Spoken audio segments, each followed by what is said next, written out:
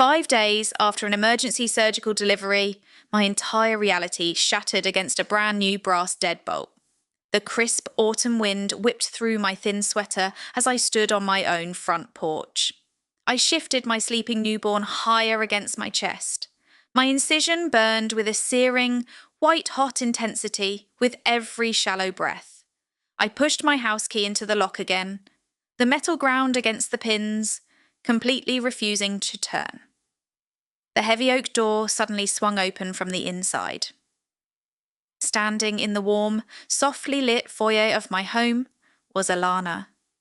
She wore my pale blue silk maternity bathrobe.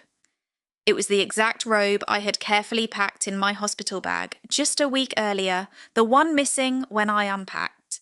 She pulled the silk belt tighter around her waist, a slow, sickeningly triumphant smirk spreading across her face. Elias stepped out of the shadows right behind her. He wore a crisp, tailored suit, looking perfectly groomed and completely devoid of human empathy. He held a black plastic garbage bag in his right hand. Without a single word of explanation, he hurled the bag directly at my feet. The thin plastic split open against the concrete, dozens of cheap, scratchy store-brand diapers scattered across the freezing porch. He looked down at my swollen, exhausted postpartum body with absolute, undisguised disgust. His voice dropped into that familiar, condescending register he always used when he wanted to make me question my own sanity. He told me I was completely delusional. He claimed my postpartum depression was making me a danger to myself and his property, and he ordered me to get off his porch before he called the authorities to report a trespassing vagrant. I swallowed the heavy, suffocating lump in my throat. I took one step forward, reaching toward the wicker porch chair to grab my baby's heavy pink winter blanket. Elias lunged forward. He shoved both of his hands violently into my chest. My heels slipped entirely off the edge of the top stair. Gravity ripped me backward. I crashed down onto the brutal, unforgiving pavement, twisting my spine at the absolute last second to shield my daughter's fragile head. The impact knocked the wind completely out of my lungs. Warm, sticky blood instantly soaked through my surgical bandages, clinging to my clothes. My baby woke up and screamed, a piercing, terrifying sound echoing through the quiet suburban neighbourhood. I gasped for air, clutching my stomach, and looked up desperately across the manicured lawns, directly across the street. Mrs. Higgins stood in her brightly lit living room window. We had shared holiday dinners for 8 years. We had watered each other's gardens. We made absolute dead centre eye contact. I watched her expression shift from shock to a tight, uncomfortable grimace. She raised her wrinkled hands, grabbed her heavy floral curtains, yanked them completely shut, and walked away into the safety of her home. The physical pain radiating from my torn abdomen was agonizing. But the utter cowardice of that closed curtain carved a permanent, freezing void straight through my chest. I am 32 years old, and for the last 8 years, I have worked as a trauma nurse in the absolute busiest, most unforgiving emergency room in Charlotte, North Carolina. When you deal with shattered bones, gunshot wounds, and screaming, manipulative addicts for a living, you learn how to completely bypass your own panic reflex. I pushed my bleeding body off the freezing concrete. My hands trembled so violently, my knuckles bruised white against my baby's plastic car seat handle. But I forced cold, rhythmic oxygen deep into my lungs. Triage, stabilize, survive. You assess the immediate lethal threat, and you eliminate it. Right now. Elias was the threat, and the dropping temperature was the enemy. Crying on the pavement accomplishes nothing. The walk to the regional Greyhound station took 2 brutal, agonizing hours. Every single step pulled violently at my torn staples. The physical agony blinded me, but my mind drifted back to a Tuesday night, just 3 days before I went into labour. I begged Elias to pick up a simple prescription for my severe pelvic pain. He stood in the doorway of our bedroom, adjusting his incredibly expensive luxury watch, and scoffed. He told me my body was a lost cause anyway, a ruined vessel. So why would he waste his hard-earned money on my comfort? He needed that cash to buy Alana a vintage designer handbag to keep up his fabricated appearances at his boutique investment firm. He left me writhing on our hardwood floor while he took her out to a 5-star steakhouse. The sheer, suffocating humiliation broke me back then, walking down that dark, wind-swept highway. The memory of his arrogant smirk acted like a blazing furnace inside my chest. I chewed on that dark hatred. It fueled my muscles. It kept my bleeding legs moving forward. The bus terminal smelled of stale black coffee, ammonia, and damp wool. Under the flickering fluorescent lights near the ticket counter, a frail, older man in a worn, frayed canvas coat frantically patted down his empty pockets. His hands shook. The exhausted clerk tapped the glass counter, loudly demanding $50 for the final outbound bus to Atlanta. The old man lowered his head, his shoulders collapsing in utter, quiet defeat. I reached into my torn diaper bag and pulled out the only $50 bill I had left to my name in the entire world. It was supposed to be my emergency cash for infant formula. I stepped forward and slapped the wrinkled green bill directly onto the scratched glass of the counter. I ordered the clerk to print the man's ticket immediately. The older man turned around. He stared at my blood-stained clothes, my messy hair, and the tiny infant strapped tightly to my chest. His eyes watered. He asked why a bleeding, broken woman with absolutely nothing would give up her very last dollar for a complete stranger. I looked at his calloused, shaking hands. I told him that someone in this city had to prove the world was not entirely populated by parasites and cowards. I turned my back and walked out into the freezing night before he could ask for my name. My mother's modest single-story house in the deep suburbs became my sanctuary just past midnight. I sat on her faded floral couch, pressing a heavy bag of frozen peas against my ruined stomach, staring blankly at the silent television screen. Headlights suddenly swept violently across the living room wall, illuminating the dust in the air. A massive, heavy-armoured black limousine parked directly in our cracked, weed-choked driveway. The heavy doors swung open. Out stepped the old man from the bus station. Only he was no longer wearing a cheap canvas coat. He wore a tailored, midnight blue wool topcoat that screamed quiet, untouchable old money. He walked up our concrete steps, flanked by a severe-looking woman whose sharp stilettos clicked like measured gunshots against the pavement. She clutched a thick, black leather briefcase, her eyes scanning the quiet street like a shark smelling fresh blood in the water. The man introduced himself as Thomas, the reclusive founder of one of the largest, most ruthless private equity firms in the entire state. The woman beside him was Ira, his apex predator trust and litigation attorney. Thomas sat across from me at the cheap linoleum kitchen table. He folded his manicured hands, looked at my sleeping baby, and told me that a $50 investment in a stranger was about to yield the most violent, devastating return my ex-husband would ever witness. Ira unlatched her briefcase. She dropped a massive stack of pristine legal documents onto the table. The heavy thud rattled our ceramic coffee mugs. She slid a heavy gold fountain pen toward my hand, stating in a clipped, monotone voice that we could file immediate eviction notices. We could freeze his standard check-in accounts by morning. We could drag him through a miserable, grinding family court battle for the next 3 years. I stared at the crisp white paper. I shook my head. The justice system moves exactly like a wounded, lethargic animal. 3 years of endless bureaucratic hearings meant 3 years of Elias hiding assets in offshore accounts, playing the victimized father to his wealthy friends, and slowly exhausting my spirit through endless delays. I pushed the papers back across the table. I told Ira I absolutely refused to bleed slowly in a sterile courtroom. I wanted a total, irreversible execution.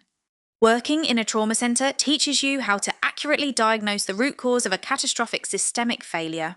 You never put a cheap, flimsy bandage over a severed artery. You reach deep into the absolute centre of the wound and you clamp it off at the source. Elias's fatal bleeding artery was his monstrous ego. His entire hollow existence hinged entirely on his desperate, pathetic need for elite validation. He built a fraudulent personality around looking like the smartest, wealthiest, most untouchable man in any room. He needed Alana to worship his bank account. He needed his high society friends to envy his portfolio. I looked Thomas dead in the eye. I told him we needed to exploit that bottomless vanity. We needed to engineer a scenario where Elias voluntarily surrendered every single asset he possessed, just to prove he belonged at the very top of the elite food chain. Thomas leaned back in his wooden chair. A slow, incredibly dangerous smile spread across his weathered face. He possessed the kind of quiet, terrifying financial gravity that could suffocate a lesser man without ever leaving a physical fingerprint. Within 48 hours, his massive firm quietly floated whispers of an exclusive, invite-only sovereign wealth investment project through Charlotte's most elite, guarded financial circles. This was phantom bait, dangled precisely and deliberately in front of Elias's professional network. The rumours suggested it required a massive, unprecedented buy-in, promising astronomical returns and guaranteed status among the untouchable titans of the global market. Elias swallowed the rusted hook whole. He completely lost his mind trying to secure a highly coveted spot at that imaginary table. The sheer desperation made him reckless and stupid. To meet the exorbitant buy-in demands, he immediately bypassed standard banking protocols and took out a massive, predatory second mortgage on the home he had just illegally locked me out of. But that still fell hundreds of thousands of dollars short, blinded by his own towering, intoxicating arrogance. He began quietly bleeding his own elite clients dry. He embezzled massive chunks of money from the very people he spent years desperately trying to impress, funneling their generational wealth directly into his personal accounts to fund the buy-in. He was so incredibly proud of his masterful deceit, he actually sent me a text message late on a Tuesday night, the bright screen lit up in my dark bedroom. He told me to get comfortable living off my mother's meagre, pathetic pension. He bragged that he was days away from securing generational wealth that I would never see a single dime of. He gloated that Alana was currently picking out the interior finishes for a luxury yacht, while I was likely scraping by on government food stamps. I read the glowing, toxic letters, locked my phone, and smiled in the absolute dark. He entirely bypassed his own firm's rigid compliance protocols, wiring every single stolen cent in one massive, hurried transaction to secure his spot before the phantom deadline. He truly believed he was purchasing an equity stake in a billionaire's untouchable empire. One glance at Ira's encrypted tablet confirmed the brutal truth. The receiving account was never a sovereign wealth fund. It was an irrevocable, ironclad trust fund structured by the most ruthless, meticulous attorney in the state. The sole, uncontested beneficiary of that trust was my 5-day-old daughter.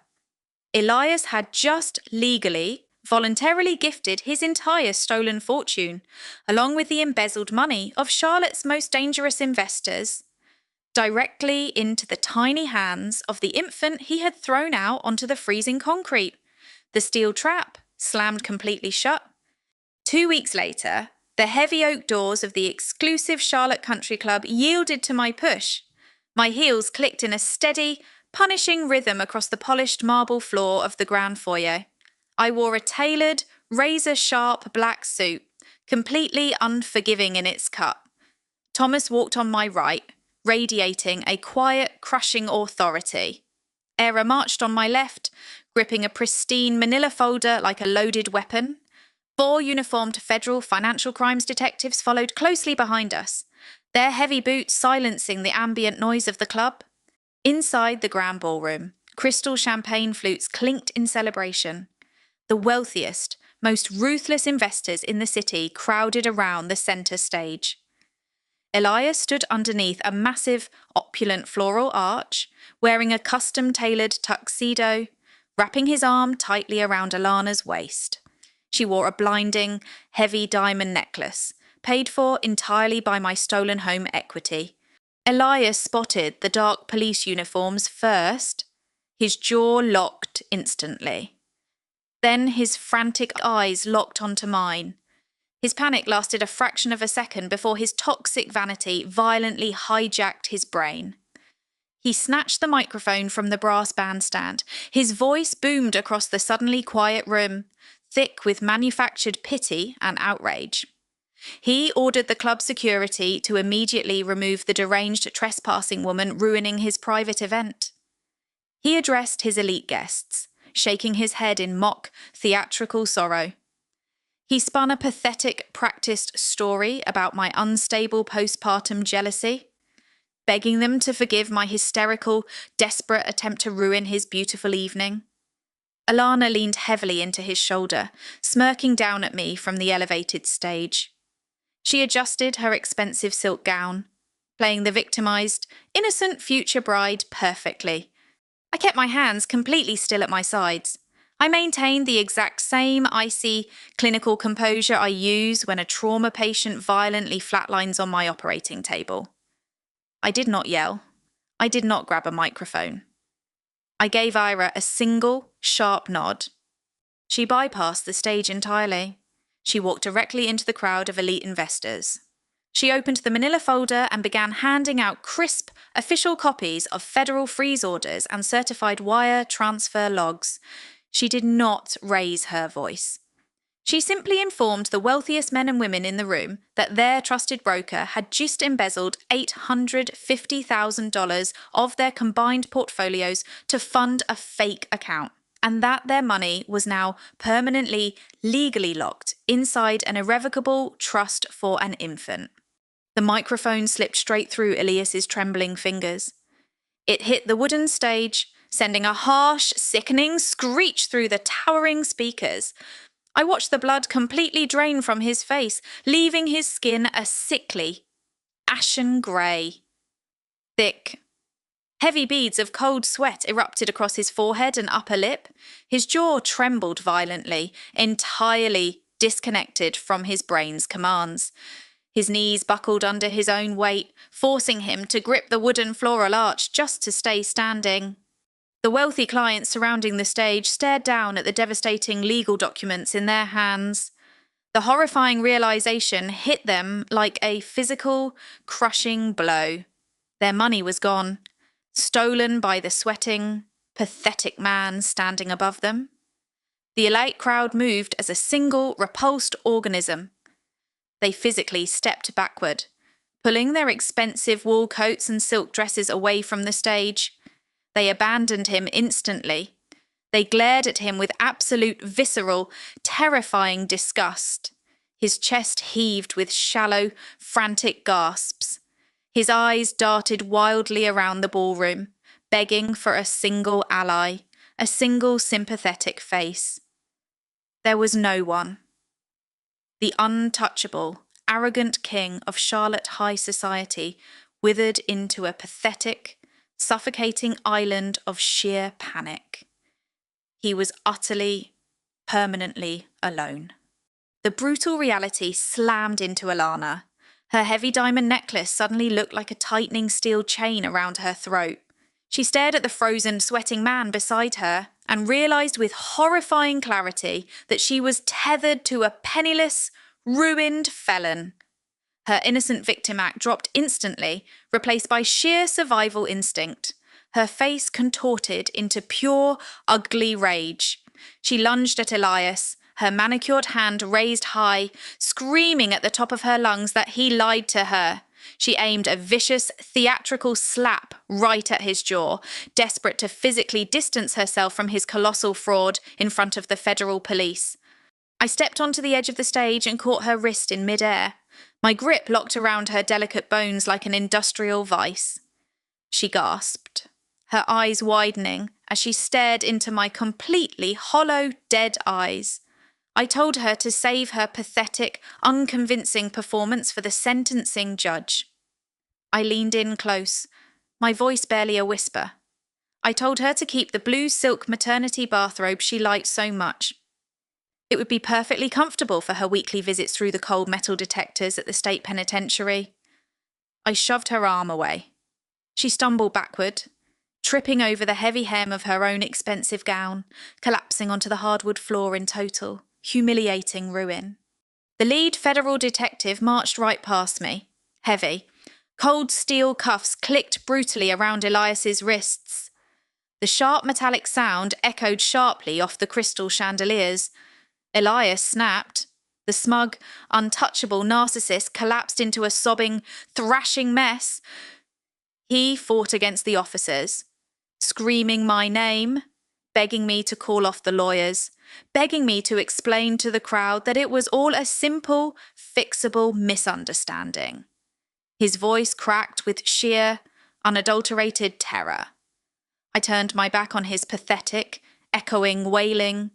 I walked slowly down the centre aisle of the ballroom. The elite crowd parted for me in terrified silence. Near the heavy exit doors, I spotted Mrs. Higgins and two of my former mutual friends. They had eagerly accepted premium invitations to celebrate my destruction, perfectly willing to toast to my ruin. Now, their faces were chalk white with absolute dread.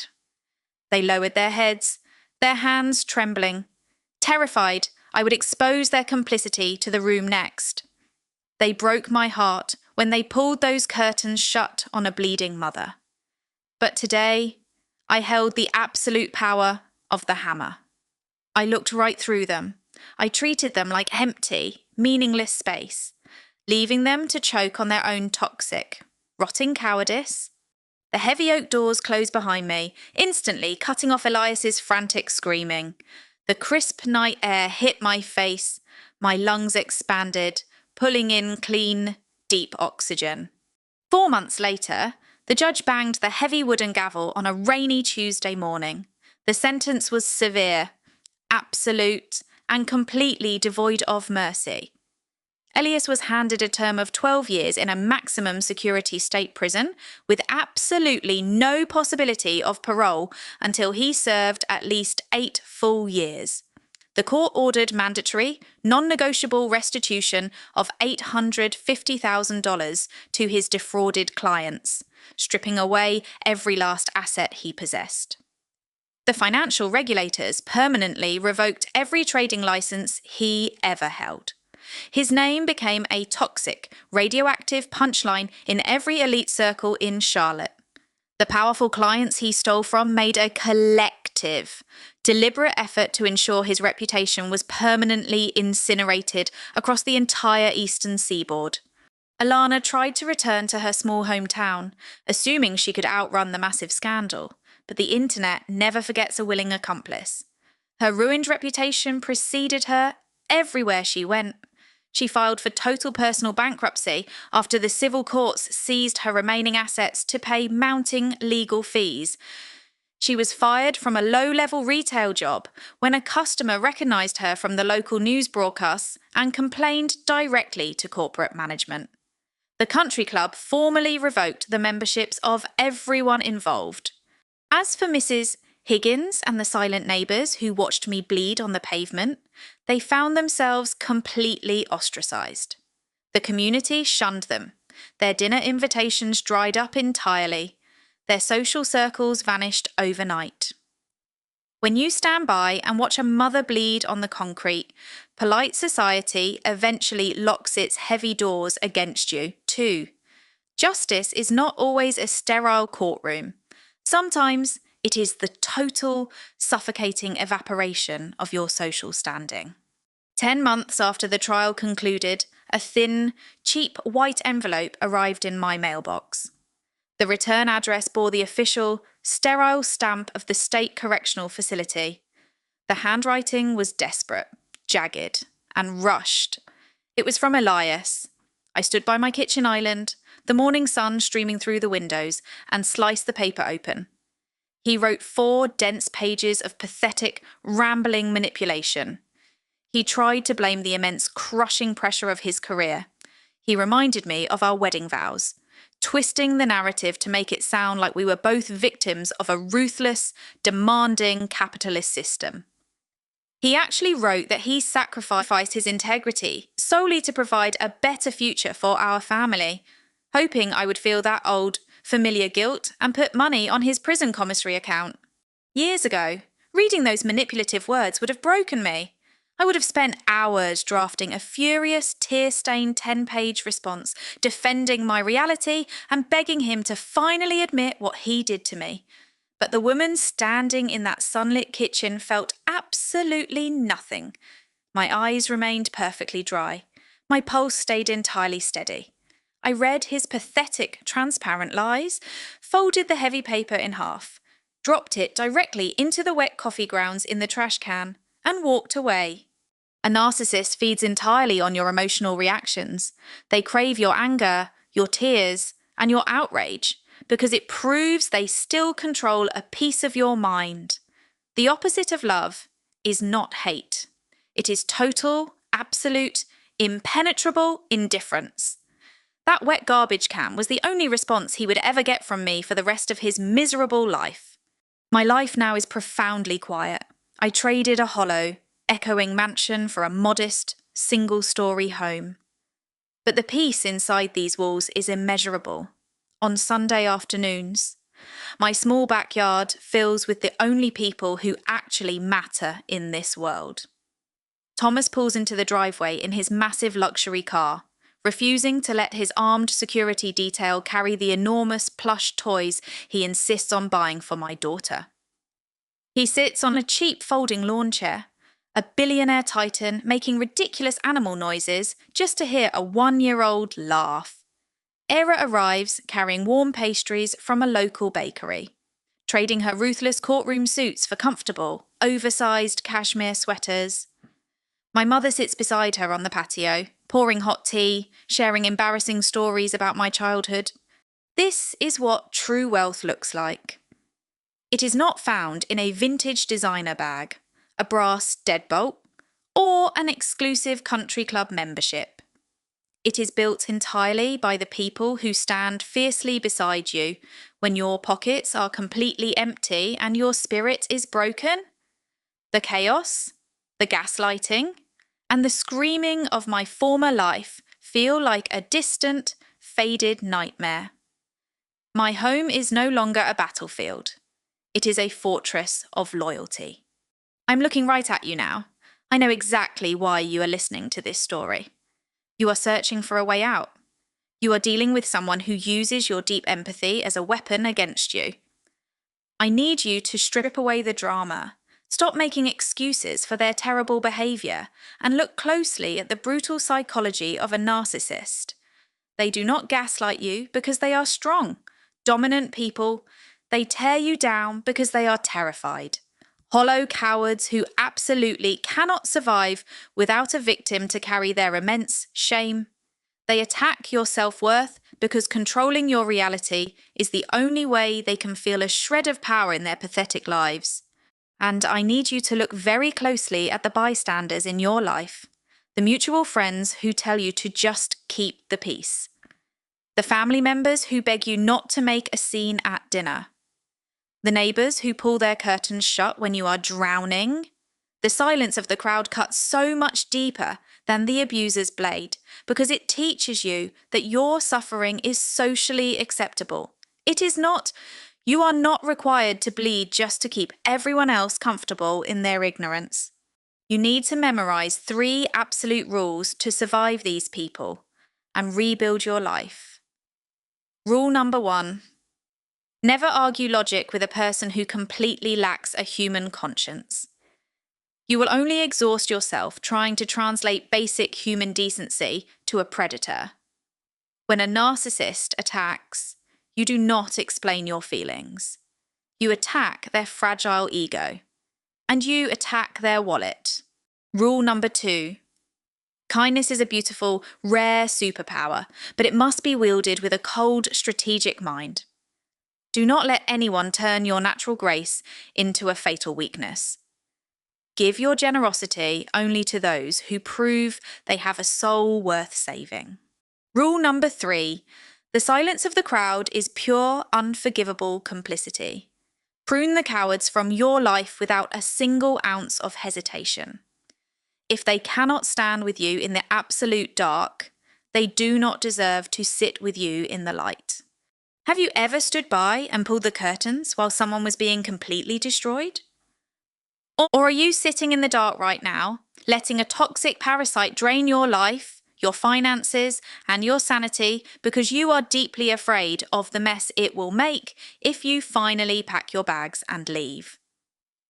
Stop crying over people who actively want to see you fail. Start planning your exit. Drop your story in the comments below. Let us see who is finally ready to take their power back. I am Airlise, and I am finally free.